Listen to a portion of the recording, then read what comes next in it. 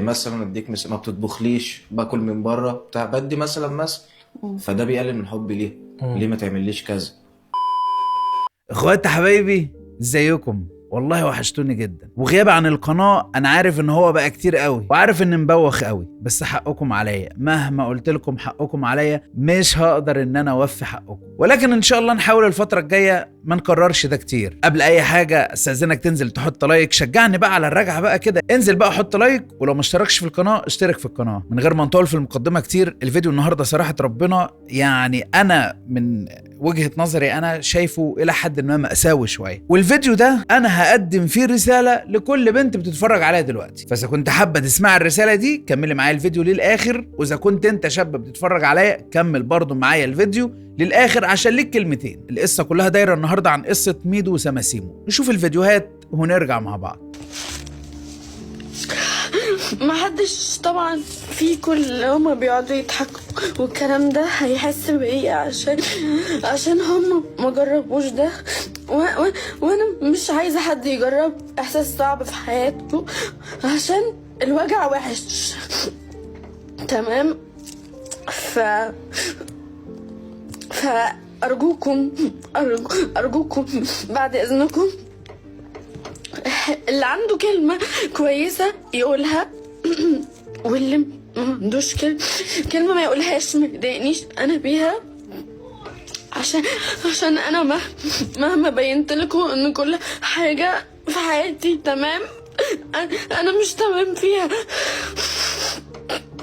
بصوا يا جماعه، مبدئيا كده ميدو وسماسيمو انا مش متابعهم كتير ومعرفش الدنيا ماشيه ازاي، بس الناس دي بتظهر لي دايما على السوشيال ميديا وعلى التيك توك وكده. الموضوع كله اللي داير دلوقتي علشان اللي مش عارف يعرف ان ميدو وسماسيمو دول اتنين متجوزين. طيب ايه اللي حصل بقى الفتره دي، وايه اللي حصل القلبان اللي حاصل دلوقتي على التيك توك ايه وعلى السوشيال ميديا؟ ميدو طلق سماسيمو او الاتنين اتفصلوا. طب ده جه بعد ايه؟ بعد حلقه نزلت جمعت الاتنين ببعض في مذيع جاب الاتنين وحطهم قدام بعض، وكان كل واحد بيواجه التاني بأسئلة. فالأسئلة بقى طلعت اللي في قلب كل واحد فيهم، وطبعا الحلقة بينت يعني قد ايه ميدو بسم الله ما شاء الله حد في النرجسية ما حصلش. بالمختصر كده هو خانها علشان خاطر هي ما بتعرفش تطبخ. ايده وبتاع الدنيا عارفه. انت بتهزري معايا ليه؟ يعني شويه كده. بس طب خلينا بس نمسك الكام ثانيه اللي في الاول دول. هي بتقول له انا بهزر معاه بالايد، فقام قال لها انت بتهزري معاه بالايد؟ طب وايه المشكله يا معلم لما تهزر معاك بالايد؟ هو انت فاكر ان الرجوله انك تدخل بيتك على عيالك ومراتك او مراتك بس وما عندكمش عيال وتعيش بقى في قلب البيت جريندايزر؟ ما هو مفيش كده. لو ما كانتش مراتك تبقى صاحبتك. احنا بنقول هزار في محتوى محدود، اكيد مش هتديك على قفاك يعني لو بتهزر معاك بالايد بايا كان باي شكل. ايه المشكله؟ ما انت لو ما صاحبتش مراتك هتصاحب مين؟ ما انت لو ما صاحبتهاش هتصاحب عليها وهتخونها. بعد الجواز يعني الحب كده كده بيموت مع الوقت. بالظبط. فبيتبقى بقى الحنية. يجي مثلا يقول لي لا مش هخونك، يكرر نفس الوقت. فهل ده صفه؟ انت بتردي وخلاص. انا خنتك كام مره؟ لا خنتني كتير في الخطوبه وخنتني مره في وعزك ده انت ما كانتش خيانه جدا. خلي بالك ده شارخ قلبي من جوه. يبدو ان انا بضحك قدامك بس انا متضايقه. ايه ده يا جدعان؟ ده في ايه ده؟ هو داخلين مؤايده على الخيانه وعادي كده؟ وبعدين هو بيقول لها هو انا خنتك كام مره؟ وانت اصلا المفروض انك انت تخون، يعني مبدا الخيانه ده عادي. وبعدين انت ازاي متحمله ان هو يخونك؟ يعني انت ازاي قابله؟ قالت له انت خنتني كذا مره، قال لها لا والله انا خنتك كذا مره، ده هي مره تقريبا. هو المفروض ان الواحد ممكن لو خان مره يبقى كويس، فلو خان 5 مرات يبقى وحش؟ انت بتضايقني انا وانا المفروض ان باقيالك. احمد من كتر ما انا بحبه حقيقي انا سامحته على الموضوع ده. انا شايف ان الخيانه للست ما تعديش، للراجل ممكن تعدي. لا يا حبيبي استناني، تعالى لي بس. خيانه ايه للست ما تعديش والراجل تعدي؟ مين قال لك الكلام ده؟ العقليه دي انت اشتريتها من سوق العتبه ولا انت اشتريتها منين؟ خيانه الراجل افظع من خيانه الست. انا بقول لك انا راجل اهو بقول لك الكسره اللي انت بتسببها للانسانه اللي عايشه معاك ومدياك الامان اوعى تستهون بيها. عمرها ما كانت سهله ابدا، حتى ولو بالكلمه، حتى ولو بالنظره. لا ما نتكلمش عن الحوار ده خالص، يعني ايه عشان الحلقه تبقى جميله ونكملها للاخر. لا انا مقتنع بده. لا مفيش مبرر للخيانه. اشمعنى؟ لا مفيش مبرر. انا شايف ان قلب الراجل كبير ولو قلبه مش كبير ما كانش ربنا حلل له ان هو يتجوز 4. لا يا حبيبي، ده الكلام ده في مسلسل الحاج متولي ان شاء الله. انت روح اتفرج عليه وعيش القصه دي واقعد بقى احكي عن انجازاتك ومهاراتك انك انت بتفكر انك تتجوز 4. مفيش اللي انت بتقول عليه ده، مفيش حاجه اسمها الراجل قلبه كبير. ربنا سبحانه وتعالى حتى لما شرع الجواز 4 مرات للراجل كان شرعه بقوانين وكان شرعه بعدل، انك انت لو ما قدرتش تعدل ما بين الواحده والتانيه اوعى تتجوز. ومفيش راجل هيعدل ما بين واحده والتانيه، دي معروفه الا نوادر. ولو ربنا شرع لك انك انت تتجوز برضو 4 ده برضو باسباب، واسباب لازم تكون قهريه انك انت تتجوز على مراتك. انك وليكن مش سعيد بقى في حياتك معاها بسببها، ان هي مقصره في حقك في امور كتير جدا، وانت قلت مره واثنين وثلاثه واربعه ونصحت مره واثنين وثلاثه واربعه وما لقيتش الاستجابه. كل دي بنود وتراكمات على فترات طويله، لكن مش جايه كده مخلوقه معاك خلقه ان انا بسم الله الرحمن الرحيم اتجوزت بعد 5 6 7 شهور سنه اروح اتجوز تاني وتالت ورابع عشان ربنا قال اتجوز 4. انت فاهم الحياه غلط. طب دي المهم انا متحلله اتجوز 4 مراته قبلت، فانا خدتك مره لسه 2. طب بحب فيك ان مخك صغير فبيضحك عليك عادي. كل ما كان بيسافر ده كنت بحس ان هو بيعمل حاجه غلط، بيخوني. وكنت بحس ان شكوكي دي في محلها، برن عليه ساعات يجري مغلق وساعات احنا 24 ساعه بنتكلم. ففين الليميت بتاعه المفروض ان هو بياخده عشان يخوني فيه؟ ده ذكاء راجل بقى. انا بالنسبه لي ما اعرفش، انا بالنسبه لي العموم ده عمره ما هيحصل، مش تبقى فاهم. ما انا عارف ان عمره ما هيحصل عشان هقتلك فيه. الخيانه طبعا ما بتتحلش، يعني مفيش فيها تفاهم ولا تبرير. وانت بالنسبة لخيانتك ليها بتتحل وبيبقى فيها 100,000 مبرر ليه. فالمشكلة انك انت عايش في عالم اخر، والمشكلة انك انت اللي مساعدك على ده البنت اللي معاك. البنت اللي معاك الظاهر ان هي من تعلقها بيك ومن حبها ليك فهي بتعدي لك. فانت الظاهر انك انت فاكر ان هي عشان بتعدي لك فاي بنت ممكن تعدي مفيش مشكلة، يلا خونها، يلا اعمل، يلا سوي، اقفل تليفوني، اسافر واسيبها، ايا كان. فانت بالنسبة لك ان هي دي الحياة. هو الراجل بيتجوز عشان يعمل الحاجات دي. الغلط مش عندك، الغلط على اللي متجوزاك وقابله بكل الكلام ده وساكته ومتحمله خيانه ومتحمله قهر ومتحمله مذله. فالعيب مش عليك صراحه. ده بالنسبه لي. انت شايفه غير كده؟ ده انا شايفه كده، المهم انت تبقى شايفه. عشان كده كان هو بيمشي، بس حته ان انت تمشي حتى لمده 24 ساعه دي كانت بتقهرني. فانا اللي اتوجعت السؤال ده لان انا جربت ده في الخطوبه كتير قوي. هو كان بس انا اللي كنت غالب الوقت في البيت، فكنت الموضوع مؤثر قوي في نفسيتي ان هو مش موجود، ما بيتكلموش. بس كنت برجع لك دايما يعني. انت اللي بترجع لي؟ انا اللي برجع. ماشي.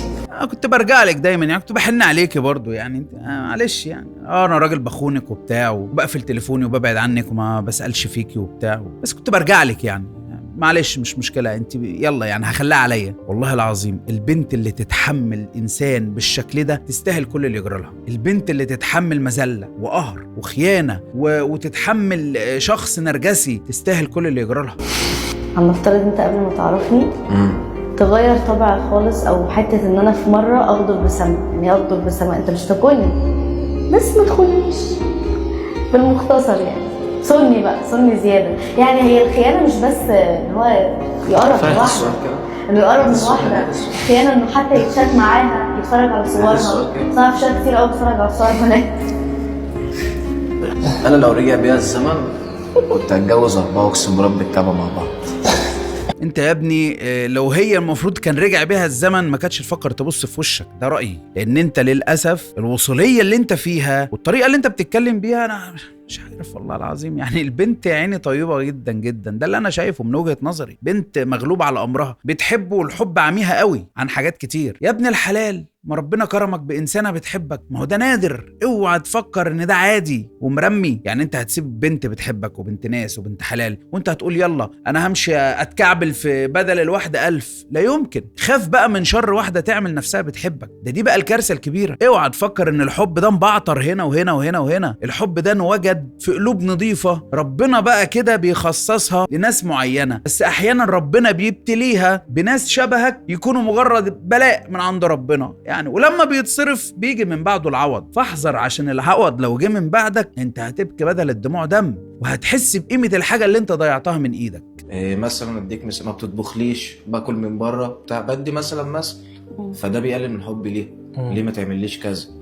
وانت نفس الكلام، انت مثلا ضايقك حوار البنت اللي كان في اول الجواز، نصحتيني مره، التانية هتتضايقي، التالتة خلاص. لا هي التانية اللي جاية هي دي اللي انا التانية مش خلاص. شفتي بقى انا اجدع منك، انا مديكي 3 لا ماليش دعوة، التلاتة دي انا بنت، انا عمري ما يجي الليفل بتاعي ليك، ماشي. عشان انت بتروح لحتة بعيدة، انتوا كرجالة بتروحوا لحتة بعيدة. يعني ده مبرر انك انت تخونها علشان هي ما بتعرفش تطبخ او ما بتعملكش اكل او ايا كان؟ طب بص يا سيدي، عشان انا افهمك الناهيه، انا راجل متجوز، انا بابا في البيت جدا، وبابا في البيت حبا في حاجه زي كده، حبا في الحياه دي. انا بطبخ، واحيانا لما مراتي بتتعب وبشوفها تعبانه، ممكن انا اعمل مكانها حاجات من اساسيات البيت اللي هي بتعملها الست. ممكن انا فجأة لو لقيتها بتروق بيت ولا حاجه، مش عايز اقول الكلام ده عشان الناس بتطلع تقول تتحسد، والله ما بحب اتكلم في حاجات زي كده علشان خاطر عيون الناس، بس انا بوضح ان ده المفروض اللي يبقى عادي، دي مش حاجه تتحسد. ممكن اقف اعمل اكل، ممكن اقول لها بقول لك ايه، ما تعمليش اكل النهارده، انا هقف، انا طالع على بالي ان انا اقف النهارده اطبخ لكم، اعمل لكم اكله مش عارف ايه بتاع، عادي. ده نوع من الموده والرحمه اللي ربنا اتكلم عليها سبحانه وتعالى. الموده والرحمه قيس بقى عليها كل اللي انا بكلمك فيه ده، انك انت عادي جدا تقف انت تطبخ مره، هي تطبخ مره، تقف انتوا الاتنين تعملوا اكل، مش مشكله.